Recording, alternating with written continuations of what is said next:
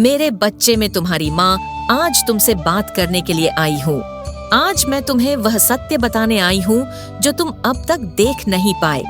यह वह बात है जो तुम्हारे जीवन को पूरी तरह बदल सकती है। यदि तुम इसे समझ सको तो मेरी बातों को ध्यान से सुनो, क्योंकि इन्हीं में वह दिशा है जिसकी तुम्हें तलाश थी। तुमने अब तक बहुत इंतजार किया है, बहुत सहन किया है और बहुत उम्मीदें लगाई हैं दूसरों से। लेकिन क्या सच में तुम्हें वैसा फल मिला जिसकी तुम प्रतीक्षा कर रहे थे? जिनसे तुमने आस लगाई, जिन पर आंख मूंद कर विश्वास किया, वही लोग कई बार तुम्हारे दुखों का कारण बने। फिर भी यदि तुम अब भी सोचते हो कि कोई और आएगा और तुम्हारे जीवन की दिशा बदल देगा, तो यह तुम्हारा सबसे बड़ा भ्रम है। अब भी यदि तुम दूसरों की प्रतीक्षा में बैठे हो, तो तुम केवल अपने समय और शक्ति को नष्ट कर रहे हो। यह समझ लो मेरे बच्चे, तुम्हारी किस्मत को कोई और नहीं, केवल तुम खुद बदल सकते हो। यदि आज कोई तुम्हें कठिन समय से बाहर निकाल सकता है, तो वह तुम स्वयं हो। यदि कोई तुम्हारे जीवन में सुख ला सकता है, तो वह भी केवल तुम ही कर सकते हो। तुम में वह शक्ति है जिसे तुमने अब तक पहचाना नहीं। अब समय आ गया है कि तुम अपने भीतर झांक कर उस शक्ति को जागृत करो और पूरे आत्मविश्वास के साथ आगे बढ़ो। यह जीवन तुम्हारा है और इसकी दिशा भी तुम्हें ही तय करनी होगी। मेरे बच्चे, मेरी बातें कठोर लग सकती हैं, परंतु यह असत्य नहीं है। सच्चाई हमेशा थोड़ी तीखी होती है, लेकिन वही अंततः तुम्हें मुक्त करती है। यदि तुम सोचते हो कि बिना प्रयास के तुम्हें कुछ मिल जाएगा, तो यह एक और भ्रम है। सहजता से जीवन में कुछ भी प्राप्त नहीं होता। केवल कठोर परिश्रम, अटूट विश्वास और संकल्प ही व्यक्ति का भाग्य बदल सकते हैं। इसलिए उठो मेरे बच्चे, अब और प्रतीक्षा मत करो। अपने भीतर की शक्ति को पहचानो और अपने जीवन को स्वयं संवारो। तुम्हारी सफलता तुम्हारे कदमों की राह देख रही है। अब निर्णय तुम्हें लेना है। क्या तुम आगे बढ़ोगे या फिर यूं ही प्रतीक्षा करते रहोगे?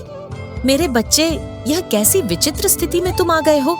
क्यों तुम्हारे स्वभाव में इतना उतार चढ़ाव देखने को मिल रहा है? कभी तुम इतने शांत, सौम्य और स्नेह से भरे हुए प्रतीत होते हो, तो कभी क्रोध से भरे हुए ऐसे कठोर शब्द बोल जाते हो जो तुम्हारे स्वभाव के बिल्कुल विपरीत लगते हैं।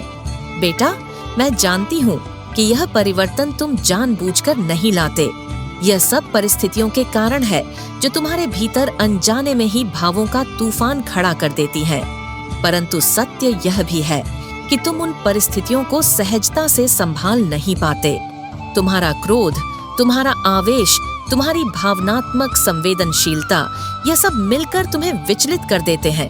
लेकिन मेरे बच्चे, दोष ना तो पूर्णतः तुम्हारा है, न ही केवल परिस्थितियों का। असली दोष है तुम्हारे चुनावों का।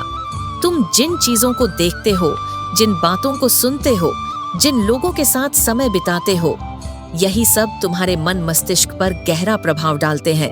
और जब यह प्रभाव नकारात्मक होते हैं, तब तुम्हारे भीतर की अच्छाई दबने लगती है। तुम्हारा आत्मबल कमजोर पड़ने लगता है।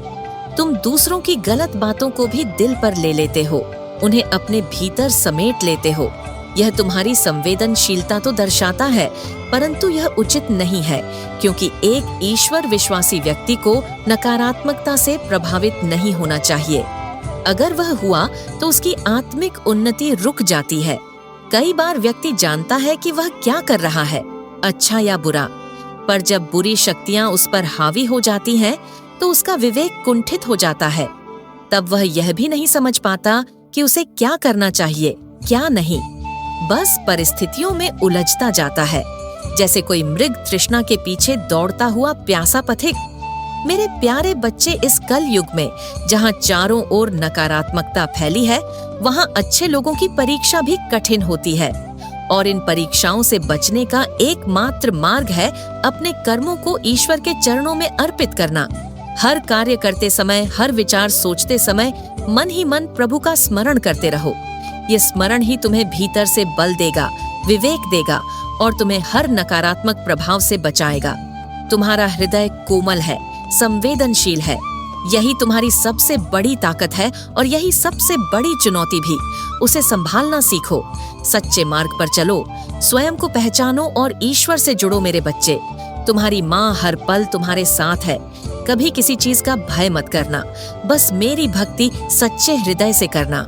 मेरी कृपा दृष्टि सदैव तुम पर रहेगी। तुम्हारा कल्याण हो। मेरे बच्चे, अगर तुमने इस संदेश को यहाँ तक देखा है तो कमेंट में जय माँ काली अवश्य लिखें।